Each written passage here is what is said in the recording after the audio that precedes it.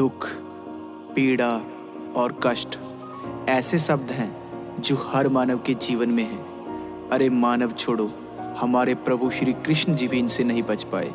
सारी गाथा सुनाने के लिए मेरा ये जीवन भी कम पड़ जाएगा और आपका सुनने के लिए। तो इस गीत के माध्यम से मैं तुम्हें कृष्णा जी के जीवन में आए कुछ कष्टों से अवगत कराता हूँ, जिनको सुन के तुम कहोगे, अरे हमारे कष्ट तो इनके आगे कुछ भी नहीं है, कुछ भी नहीं है।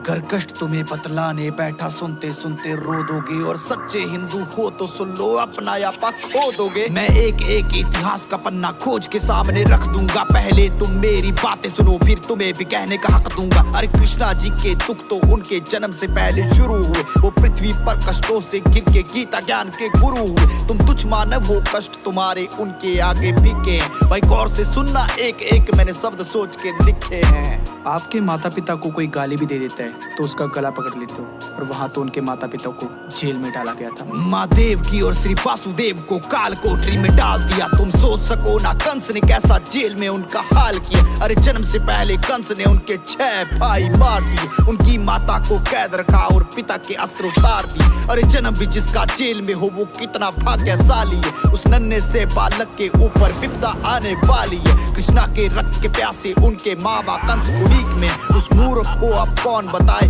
अंत तेरा नजदीक में है। भाई माँ बाप से जुदा होने के ख्याल से भी हम लोग डर जाते हैं, और वहाँ तो उनको जन्म होते ही अपनी माँ से अलग होना पड़ा।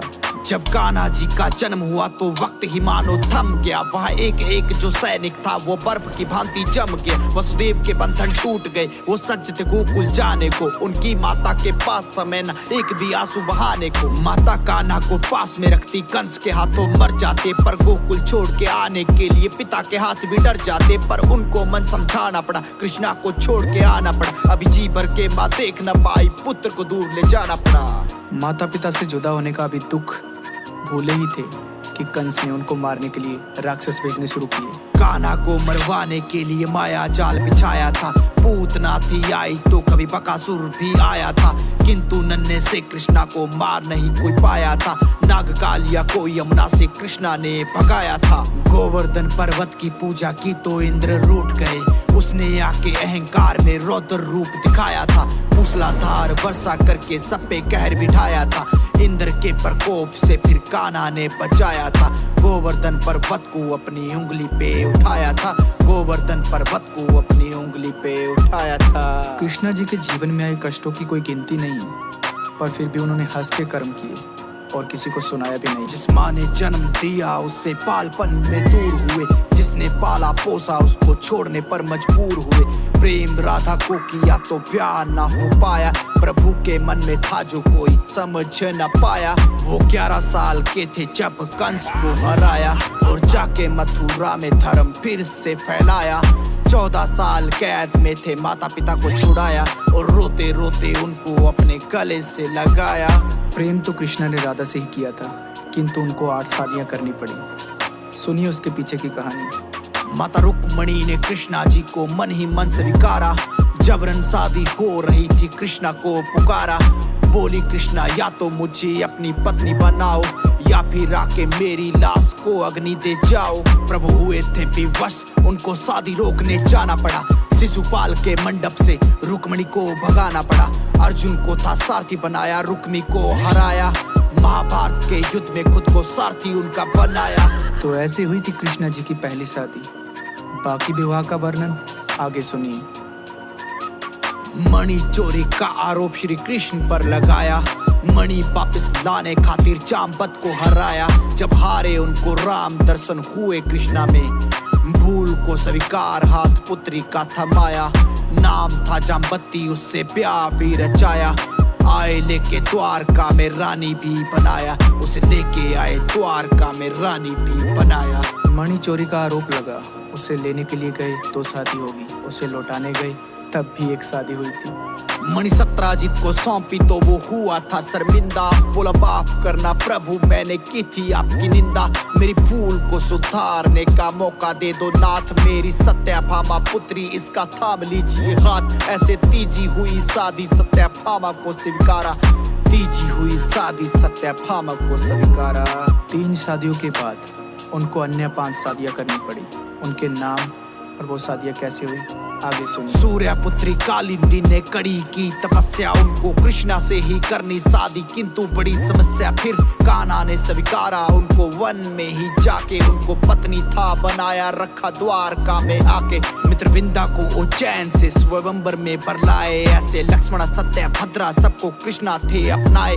और द्वारका में दिया सम्मान रानी भी बनाया, द्वारका में रखा उनको रानी भी बनाया। अरे मित्रता करो तो कृष्ण और सुदामा जैसी, कि एक मित्र को तकलीफ हो तो दूसरा बिन बताए समझे। सुदामा मिलने उनको आया, द्वारपालों ने भगाया, उसने खुद को श्री कृष्णा जी का मित्र बताया। सब हंसने लगे उन पे और मजाक भी उड़ाया। कान्हा दौड़े आए उनको अपने गले से लगाया और परम मित्र होने का प्रमाण भी दिखाया। उसके चरणों को खुद धोया, उसके पैरों को दबाया, अपने हाथों से सुदामा जी को भोजन भी कराया। उनकी टूटी फूटी झोपड़ी को महल बनाया, उनकी टूटी फूटी झोपड़ी को महल बनाया। कृष्णा जी की 8 रानियों के अलावा अलग 16,000 पत्नियां थी। वो कैसे बनी इसका राज भी सुनिए।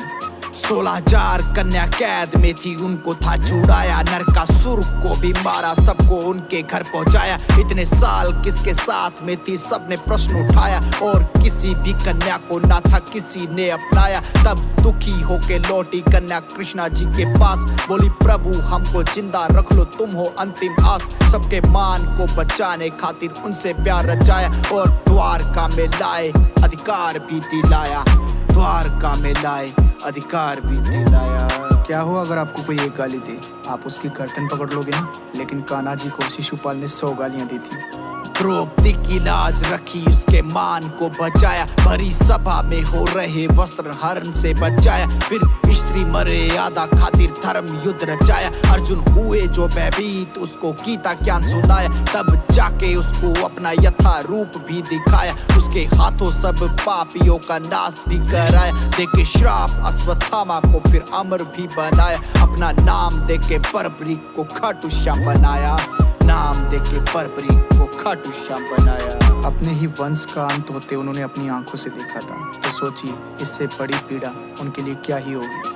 बीचों बीच समंदर में एक नगरी बसाई, बड़े प्यार से बनाई और द्वारका कहलाई। किया कौरवों का नाश, मिला गांधारी से श्राप, उनके श्राप से ही नगरी जाके सागर में समाई। अपने आंखों से ही होते देखा वंश अपने का नाश, किंतु देखन में ना कृष्णा लागे थोड़े भी उदास। जाके जंगल में बैठे सोने लगे, वृक्ष के नीचे दिखे हिरण की भांति खड़ा शिकारी दूर पीछे। उन्हें कर्म करना आता था और धर्म को अपनाया, और खुद का अंत बाली रूपी जरा से कराया।